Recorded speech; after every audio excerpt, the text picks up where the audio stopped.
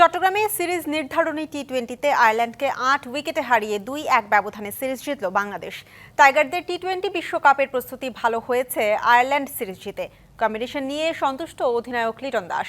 কলকাতা ও মুম্বাইয়ের চেনা কন্ডিশনে সতীর্থদের কাছ থেকে সেরা পারফরমেন্স চান লিটন। বিপিএলে যাতে ক্রিকেটাররা ইনজুরি মুক্ত থাকে প্রত্যাশা টি-20 অধিনায়কের।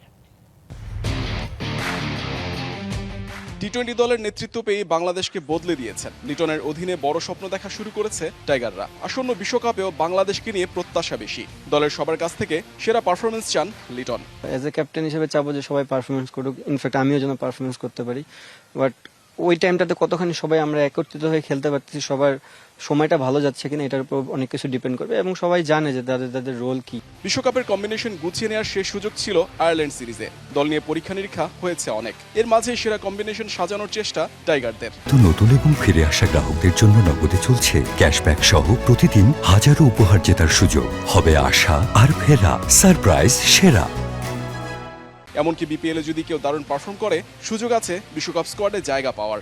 কেউ যদি এক্সট্রাঅর্ডিনারি পারফর্ম করে বিপিএলে, সেটা অবশ্যই সিলেক্টরদের চোখে পড়বে এবং সিলেক্টররা যদি তাকে ওইভাবেই চিন্তা ভাবনা করে ডিফারেন্ট কিছু হতেও পারে। বিশ্বকাপে বাংলাদেশের গ্রুপ পর্বের ম্যাচ ভারতে, কলকাতায় 3 ম্যাচ, আরেকটি মুম্বাইয়ে। চেনা কন্ডিশনে দলের সবাই ভালো পারফর্ম করবে আশা লিটনের। তানজিদ, মুস্তাফিজ, রিশাদদের কাছ থেকে সেরাটা চান অধিনায়ক।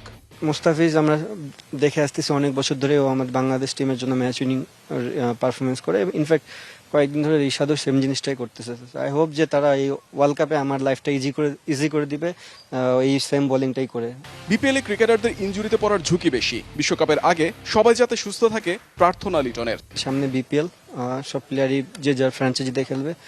আই হোপ যে তারা সবাই পারফর্ম করবে এবং সুস্থ থাকে আবার ন্যাশনাল টিমে ব্যাক করবে। মোহাম্মদ নাজিম, ডিবিসি নিউজ, বীরশ্রেষ্ঠ মতিউর রহমান স্টেডিয়াম, চট্টগ্রাম।